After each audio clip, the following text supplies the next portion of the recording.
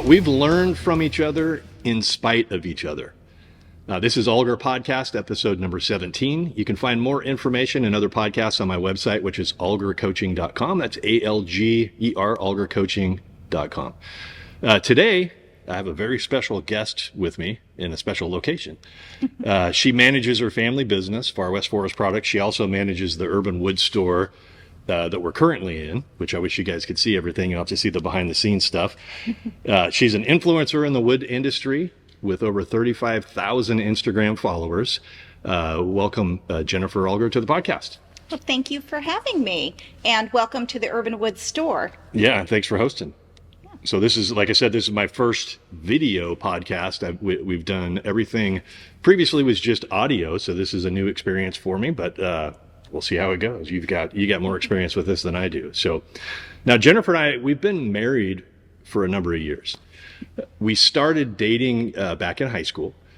And so it's pretty safe to say that we know each other pretty well. But the truth is we're still learning about each other, just about every day, And today I want to talk about some of the things that we've learned from each other.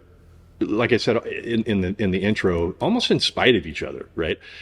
And we can start that off with some of the things that we've encountered that were similar in, and some of the things that were different in. And one of the first things that came to my mind when you're navigating through personality stuff is when we started learning about the Myers-Briggs personality type testing, right? And I don't want to get, real deep into that. It's extremely interesting, but I don't want to get really deep into it. There's 4 categories. There's 16 total personality types. You just want to talk about the very first section, and that's whether you're an introvert or whether you're an extrovert, right? So if you're an introvert, you gain energy by being alone, right? So, and if you're an extrovert, you gain energy by being around people. Yes. So can you tell who the extrovert is? Oh. And this was a problem for us when we first got married. So I had a job where I was around customers all the time, all day long. Now, keep in mind, this isn't about liking or disliking people. This is about gaining and losing energy. That's all we're talking about. But I was around customers all day long. You were at home with the kids. For a time, yeah. So I'm an introvert. You're an extrovert. So I was around people all day long. So by the time the end of the day came, I felt like I had already said all the words that I wanted to say for the day. And I came home and I was drained.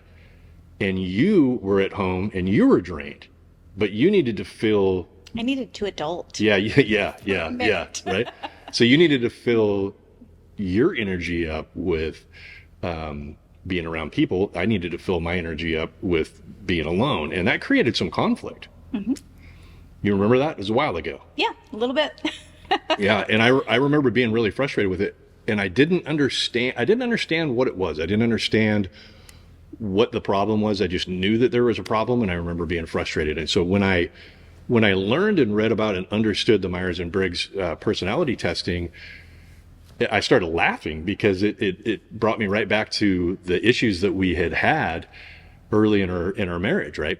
Now, what does this have to do with business? What does this have to do with, anything to do with business? Well, when you're placing somebody in a position, it's important to consider who they are. And introvert and extrovert is just one piece of the puzzle of the things that you can consider. And what I mean by that is if you've got a job that you're placing somebody in where they have to be by themselves all day long, you want an introvert in that role. Mm-hmm. Or you want to create an atmosphere where an extrovert can go back and forth. Otherwise, you'll have skilled people, you'll have good people that you'll put in that position, and there'll be some problems with that. Yeah, they'll suffocate, and I was there. Because I needed people. Yeah, and it was just a complete lack of understanding that you and I had some conflicts with, and personality, it's pretty complicated, but it can be pretty complicated, but it can be understood pretty easily by just reading a little bit about it, and some of the personality differences that we've had. Do you remember? one of the There has been so many. I mean, the introvert expert thing, still, I want to go out on Friday night, Yeah. after I've, put in 12, 14-hour day, I still want to go out. I want to people, I want to do and live. But I would say beyond the introvert extrovert thing, one of the things for me that stands out is more of a personality type within that, or a piece of that within that. And and it was right around the time, I mean, this was by far not the only example, but it was right around the time that we were learning a little bit about the personality types and where we fit. And so I think that's why it's like seared into my memory. But I don't know if you remember, but I'm not a very organized person. I've Like by nature. yeah, I don't. I picked I up don't know. little I picked up little hints Okay. here and there. Well, I Yeah. didn't know if you knew that for sure. So we've only been married a few minutes. Yeah, yeah. But organization was not my thing. But boy, I had drive, I had ambition. Running my company, raising the kids, and doing all that together, and so I had all these other things that I did, and I just wasn't super organized. So to me, if I came home and I had my keys, I'd set them on the counter, or I'd set them on the table, or I'd set them on the dresser. It was one of a handful of 5, 10, 20 places. And spend 20 minutes the next day looking for them. Hush. It's my story. Oh, yeah, sorry. Then we got to, for whatever reason, I had borrowed your keys, or I needed your keys, and you are a little bit different than me. Slightly. Very, very slightly different than me, in that you just have a place for everything, and everything in its place, which is wonderful, and I've learned from that. But this one situation is so ingrained in my memory, because I was so proud of myself because I remembered to put the keys up. I borrowed your keys, and you kept your keys inside your closet on a hook. And I was so proud. I put the keys back, and I was like, "Oh, he's going to be so happy." I finally nailed it, and so I put the keys up, and I don't remember the scenario, but you came in, you couldn't find your keys, and I'm like, "Oh, no, I put them up. I did what I was asked." And so you're like, "No, they're not there." And I walk around the corner, and I'm like, "They're right here on the hook." Yeah. But They were on the wrong hook. we're talking a foot. The key hook, it had like 6, 8 spots for keys. Yeah. They were on the wrong hook, and he couldn't find them. Yeah, I'm a little extreme in my organization. It serves me well in a lot of places, but in some spots it's not.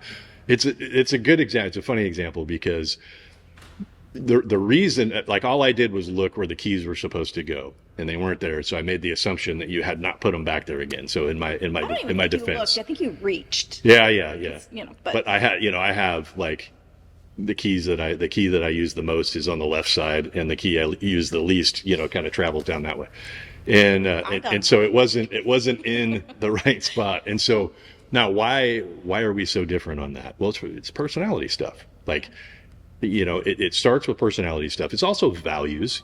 I place a very high value on proactive organization, and you often place a low value on that, and that has to do with some of the cool differences that we have that we could either fight over, which we have done which during we, the key yeah, situation. we'll leave those parts out. We'll make it a happy story. But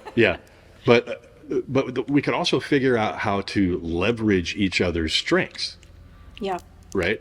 And so typically it takes a couple of different personality types in order to have a successful business. One is the entrepreneur spirit, and one is the systems person. And one slows the other one down, one speeds the other one up. In case anyone's wondering, I'm not the systems person.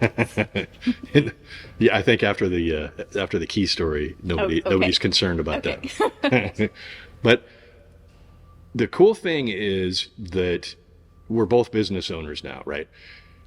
I probably would not have gone out on my own and started my own consulting company had it not been for your influence. Because of this, the entrepreneur, you push a lot. And my natural tendency is to prepare to the point of over prep, right? So, I'm very organized, and I always think like, I do one more thing, I got to just make it just a little bit better, just a little bit better. And sometimes it just can't be good enough. Yeah. And so I have a growth gap in perfection. Yeah. And perfection can stop you from doing anything. Right. You can't get anything out there. And just, us working through that has helped me get outside of my box, helped me get outside of who I am and how I get in my own way. Because I watched you jump into things when I thought, are you kidding me? There's no way you're ready for that. And you weren't ready for it. And you figured it out as you went. Until I was ready, I would never do it because I didn't have systems and plans before. Yeah. But now we got it working out. So yeah. I had started a consulting business. I started working on it about a year and a half ago. And you were my first guinea pig. Like, I wasn't quite sure how I was going to structure it. I wasn't quite sure what I was going to do.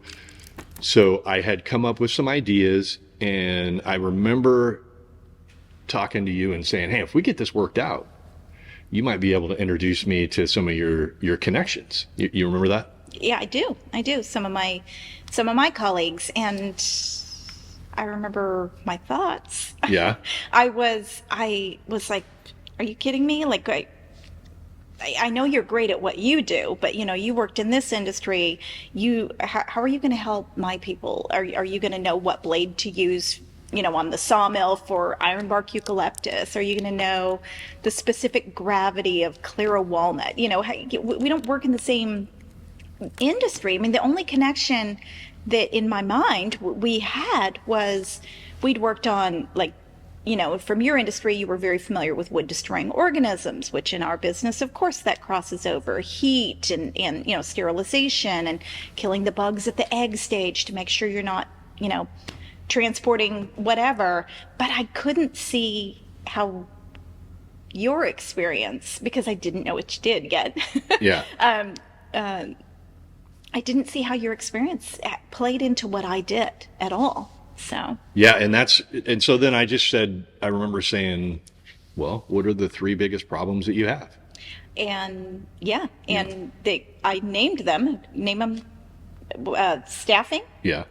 Time management, and of course, every business's, regardless of size, is profit. Those are the 3 things that are issues that we strive for, that we're always trying to do better at. And of course, my question was, what does that have to do with the wood industry? I wasn't thinking of that.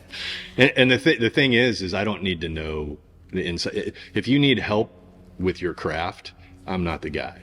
But once you have your industry knowledge and you're trying to run a business, the problems that you come up with running the business, that's where I can help out. And we walked through some pretty interesting things. We did. A lot of interesting things. So I know you really, like one of the first things that we really started to dive into was you helped me ask the right questions. I wasn't even asking the right questions. I was instead, as is common with an extrovert, I was making assumptions. I already knew the reason that X happened. Yeah. And you helped me ask questions and really dive into it and go, is it possible that they're coming at it from a different perspective? Or is it possible that X instead of Y? And just things that, I'm a smart person, but I wasn't seeing some of those things that you helped me point out, and they were just hey, listen, nobody knows all the answers. Nobody knows all the answers. That's why it's important to have an inner circle. Yeah. So you always started with questions, and I have this here because I had another book. I filled that one up during our coaching, and then I transferred the highlights over into this one, and I just had some highlights of some of the things that just really stood out to me and helped me with those 3 things and kept me going. Yeah. Yeah. We talked about staffing and time management, and time management. I want to talk about that a little bit because every single new leader that I've ever dealt with, ever worked with, all business owners, myself included, often run into the same issue. And I've got a little tip that we walk through, and it's two lists and a question is all it is. And if you follow this, it helps you prioritize your time. And what it is, you make one list of what are the highest leverage items that you deal with? What's the most important things that you can do on any given day? And that list often stays the same, right? It can change a little bit here and there, but it often stays the same. In the industry I was in, it was staffing, profit, things like that. I was recruiting constantly, and it's extremely important. So that was my list of the highest leverage things that I could do as a leader, right? And then you ask yourself a question: am I spending enough time in my highest leverage item? Am I spending enough time doing the thing that gives me the most impact, right? We're talking the 80-20 rule. We spend 80% of our time in the top 20% of our value. And if the answer is no, I'm not spending enough time in it, then this is list number 2. List number 2 is make a list of 3 or 4 things that are keeping you from spending the time in your high leverage items. And that simple process, you and I were able to sit down and identify, work on the number 1 item, break it down, and come up with solutions so that it went away. Yep. And then number 2 became number 1. And you just the idea is you keep doing that until the things that you have to put on the list are kind of silly. And it forces you to, on a day-to-day basis, to ask yourself the question, like, should I be doing this? Should I delegate this? Is this the most value for for my time in this moment? And if the answer is yes, get after it. Yeah. But often what we do as leaders is we think every problem that we're made aware of is our problem to solve. And I did. And the day takes control of us instead of us. My day ran me, and my business was running me, and I wasn't running my business. And once I, even though profit, we haven't even really got into profit directly, as here's our profit line item, but we got into time management, and time management really drove the profit, because now I'm able to do what I love to do about running my business. I'm able to focus on the things that I'm good at instead of putting out fires, and time management and separating where to spend my time. That was huge. Yeah. And if you're a leader, a business owner, even if you get paid a salary or if you're taking profits, you have an hourly rate. You can figure out what your hourly rate is. It might fluctuate greatly, but you have an hourly rate. Another thing you can ask yourself is, with your hourly rate, would you pay somebody that hourly rate to do the task that you're doing? Yeah. Super important. And you start to be in charge of more of your days than the day is in control of you. So if you show up to the office or the job site, wherever you work, and you're waiting and to see what the day is bringing you, you're starting off on a negative. Mm-hmm. And if you do the 2 lists and the question, you start to control your day. You start to tell the day what to do instead of the day telling you what to do. It makes a significant difference. Yeah, absolutely. Yeah, and you started working on your business instead of in your business, because you were essentially working as an employee. Yeah. So I absolutely handcuffed to it, and I had, the thing of it is I had great people. I wasn't managing them in a way that empowered them to do what they needed to do right. And so that's where some of that staffing, and back to your original thing about the personality testing, some of the things that we learned about each other, we were able to walk through with each, and we haven't got through all of them yet, but started to individually walk through personal one-on-one coaching with each of the team. Yeah. That was huge. They're able to, in a safe place, work with you and talk about how they can better, like their life dreams. How, as they get better at knowing themselves, they can grow themselves, and not just in work. And they're the ones that have gone through it so far are reporting back. It's helping them with everything that they go to do, with their family life, with their work life, and just crossing over. And so that's been helpful. But the personality type testing that you came in and helped coordinate with the team, so they knew not just who they were, but who each other was, and made them more understand, like you and I had to do, understand how to really partner with each other, and that when so and so does X, they may not mean, don't make assumptions. They may not mean this. They're coming at it from a different place, and so helping to make those connections, I think, was really valuable. Yeah, the more knowledge with that we have, the more patience we can have with other people. And again, you can place people in the right space.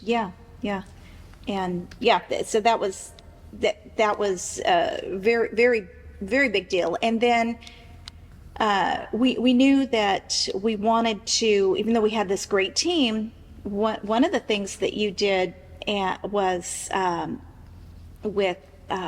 you helped me to establish a conflict resolution policy, so that as we have these different personality types and start adding new people to the team, we were able to, in a time of no conflict, when everything is absolutely peaceful, say, okay, if conflict happens, here's the steps we're going to do to take care of it. And have you done this yet? Have you, and it was in more of a fun way, not a strict rulesy type of a way, and presented that to the team, and knowing their personality types, and so I think we're set up in a really good place to where, as we are adding new people, we're not going to run into some issues that we've experienced in the past. Yeah, and that's important, because the time to train for conflict resolution is prior to conflict. And if you have 2 employees, you're subject to conflict. Things are going to come up. Things are going to happen. If you have a plan, if you have protocol in place, and you train your staff, when those things happen and somebody comes to you with a staffing problem, your first question can be, did you follow the steps? And if the answer is no, okay, well, follow the steps, and then get back to me if that doesn't work. So if you don't have a conflict resolution process in play, it's extremely important to do that. And you've seen some pretty good value from that. Oh yeah, absolutely. And like I said, maybe we haven't had conflict because they're asking each other questions instead of making assumptions. And so maybe that's part of it, and maybe we just haven't got there yet. But it's definitely, we've got a good team. Yeah, the more you know about each other, like I said, the easier it is for you to forgive, because you understand that what is easy for you is difficult for someone else. See, in the absence of that kind of knowledge and learning those types of things, what we often do is we make assumptions that the other person would handle and do something like you would. Right? So you're using yourself as a base to judge other people. And that's all we have to go off of. So if we're not understanding where they're coming from, then the back to the introvert extrovert, me coming home, I'm like, oh my gosh, I just want to break, and I'm frustrated, and you're frustrated because you needed energy, and I needed energy. We just needed them in different ways. And so, and it's just such a silly. And they talk about that now. They'll come in and they'll go, oh, I just need to introvert for a minute. And so now they're bringing that language into the workplace, and then the other people who are, something different or resonate with that are able to support them in that, because they all like each other, and this just helps make sure they communicate well together. Yeah, and I love that, because you go from frustrated, like I was way back in the day, to being able to communicate a whole big bunch of information in one phrase. I just need to introvert, and everybody understands that. Or, hey, I got to extrovert, I'm gonna hang out here for a little bit, and that's okay. And the communication goes through the roof when people communicate well when they understand each other well, what follows is trust. And trust is the backbone of any and all organizations. If you don't have trust, you don't have anything. Yeah. You know, it's key. And good, and profit is so important. And I did put profit last. Having the right team and making sure that team feels valued and feels like they're happy when they come to work. Just having a peaceful place. Yeah. We spend so much of our day, at the office. Yeah, you might as well have fun. Not all offices look like ours, but we spend so much of our day at the office that just making sure that they're happy and feel valued is important. And that, do you remember when we read, I think it was Gary Chapman, the Love Languages book? Oh yeah. I think it's Gary Chapman. I don't remember the author, but yeah.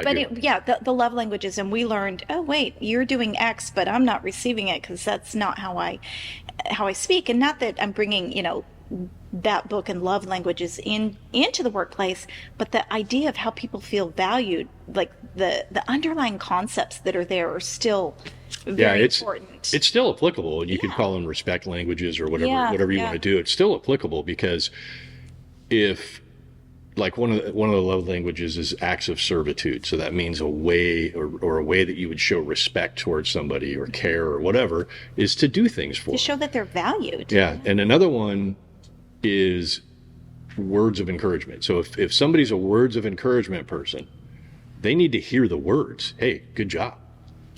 I'm trying. But if somebody, thank you. If somebody is an act of servitude, they might be doing things for that person, but the person's not able to receive it. So that's another thing, to consider.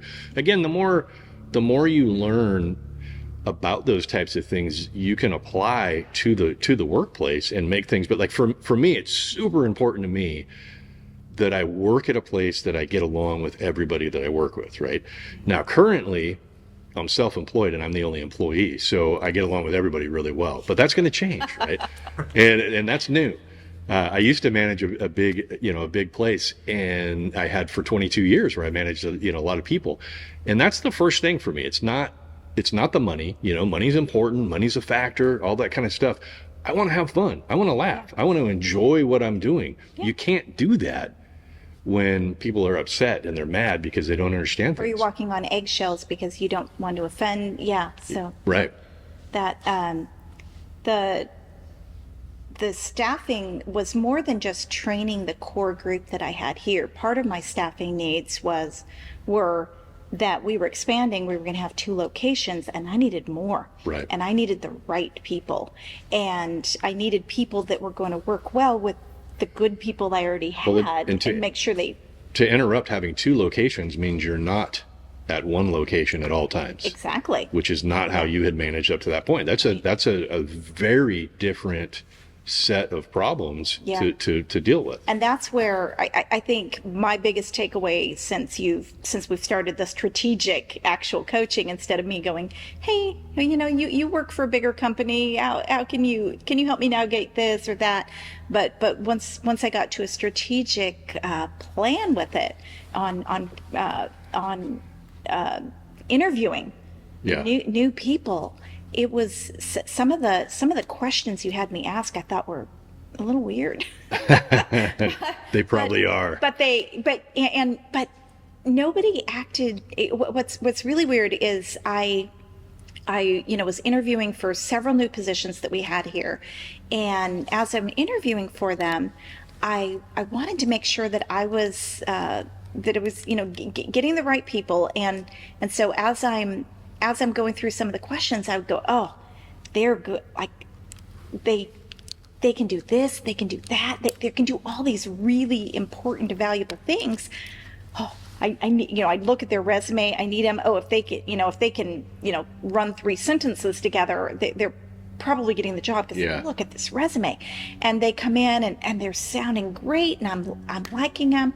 And then we get to your series of questions at the end. And I was absolutely shocked because I almost hired one person who had such extreme anger issues. Yeah. And that series of questions, your weird questions, where they drew it out. And so I was able to really save from I mean, this person was hostile, like, and I was ready to offer them a job. I'm how can we get this person?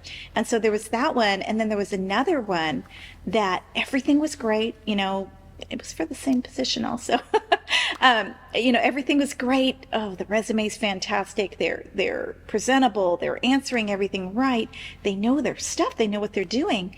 And then as I start getting into some of those detailed series of questions, I was able to expose extreme ego, to the point that I didn't feel like it was going to work well in our environment. Like, somebody's got an ego, whatever, but this was so extreme. It was just, I knew it wasn't right for our team, and I didn't want to undo the great work that we'd been doing with our core team. And so I went a different direction, and that was a direct and result of you're only looking questions. You're only looking for three things. Yeah. And the right questions bring that out. You're looking for three things in any employee. Are they hungry? Meaning, do they want it? And this is Patrick Lencioni wrote about this in the Ideal Team Player. So are they hungry? Do they want it? Because you could find great people, very smart people, knowledgeable, to have no drive. Yeah. Right. So you want somebody who's hungry. Are they humble? Right. There's one type of person I cannot work with that will not will not learn from my coaching and consulting is somebody who is not humble. Right. Yeah. So you've got to be humble. You got to be open. And are you smart? And I'm not talking about intelligence. I'm talking about people smart. Do you know yourself well? And do you know other people well? If you're those three things, that's all you got to have. That's all you got to have. But in order to find out if the person that you're interviewing has those qualities, you have to ask the right questions. Mm-hmm. It's extremely valuable. And that was something, those were questions I would have never asked. So some of them were very just random. But it got him talking, and it got him talking in a different way. It really kind of caught them off guard, I think, but in a good way, to where they just loosened up and answered the questions. And I was able to see, and several of the people that I have now, they answered them so well that that's the reason they're here. Yeah. And I brought great people to the table because of that. Yeah, you really increase your odds of bringing in good people when you look at it through that lens. I mean, it's it's pretty powerful. Yeah. Now, so I got a question for you. Yeah. After all that, would you hire me now? Now I would say it's so different. Now I look forward to our regular coaching, strategic, planned coaching sessions instead of, calling you in a crisis. As I was talking about the conflict resolution policy that you implemented, I remembered that wasn't the first time you showed me that. Yeah. Years ago, I'd had a couple of team members who they were great assets to Far West. They both had amazing skills, and so great as individual contributors. But man, you put them together, and it was toxic. And I don't know why I didn't remember that when you were showing it to me before, but you had given that to me. And it was before we moved here, so I showed it on my laptop. We walked through it, and we worked through the conflict resolution right there with them, and they got along great after that. And it just totally it changed everything. Yeah. And so, but that was when I called you in crisis mode. Right. And it wasn't we were playing catch up on that one. I wasn't being proactive. I was reacting to everything that my job and my day was throwing at me, right. and my business was throwing at me. And it's much nicer now knowing that I have a plan for And even now have time to slow down and think about some of the issues I've had in the past and how to prevent them. Yeah, it's a lot easier when you're in control of your day. Like Yeah. literally your job becomes easier when you learn how to prioritize and you have systems and processes into play, your job becomes easier. Yeah. And then you're able to do what top leaders need to do, and that's work on the future. Yeah. Not on day-to-day operations. I mean, I did that obviously when we were moving, we were expanding, we were doing this, but I wasn't able to give it what I needed to give Right. it to be fair to my company and fair to the profit. Yeah, if you're stuck So- in day-to-day operations as a business owner, now let me clarify. If you're a new leader or a new business owner, if you're just getting started, you're an owner-operator, you're everything. But when you start getting employees, if you're stuck in day-to-day operations, that's not the best place for you. Remember, you got to ask yourself the question, would I pay what my salary is to somebody to do this task? Yeah. And if the answer is, well, heck no, I wouldn't do it, you got to make some change, figure out how to make some changes. Right, right. And the personal growth, I've always been committed to the, personal growth and self-help and those types of things, but just committing to it regularly, weekly, being a part of some of the mastermind groups that you're doing, in addition to the one-on-one coaching The mastermind group is a self growth, is a personal growth and course that I do. And we call it a mastermind. It's not really is very descriptive for what it actually is, but it just helps us grow ourselves, helps us understand ourselves, helps us understand other people, and very specifically helps us set goals, daily goals for where we want to go and how we want to get there. instead of going, oh boy, did 5 years just go by and I didn't, what have I done? Right. So yeah. Yep. So we worked on coaching the mastermind. We can do, regardless of the size of the business, we can do all of those things. Even with individual contributors, all of that stuff has huge value, and all that helps put you in the fast lane of growth. It puts you in the fast lane of profits. Yeah. It gets you out of the frustration. Like I said, if you're stuck in day-to-day operations as an owner and you have multiple employees, that's not the best place for you. Yeah. The best place is to be looking at, now you might need to go in and out of that, and you've of course got to know those jobs in case somebody leaves, and those are all important things. But when you're stuck in day-to-day operations, you're not working on the future of what it is that you're working on. All those things can bog you down from that. Like, we started this off talking about, I'm the systems guy, you're the entrepreneur. Yeah. You love to take on the new stuff. I love right that. So your strengths and your weaknesses line up directly with what you like and don't like. That's how that works, what you're happy with. So when you get bogged down in day-to-day operations, that's not your favorite place to be, and it's not where your talents are the best. No, and I know that living in your talents and doing what you're the best at and helping everybody on the team do what they're the best at, it's just it's a pathway for success and profitability.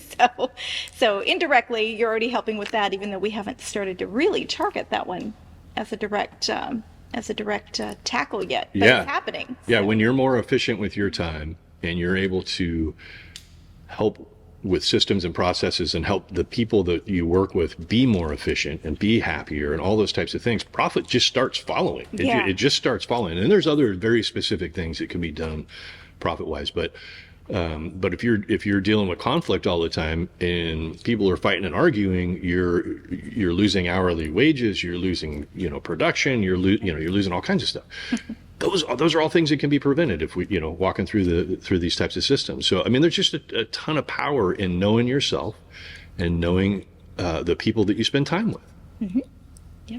Well, hey, I want to thank you for being on the podcast. Thank you for coming to visit me. And thanks for hosting the first ever video podcast for us. And I want to go ahead.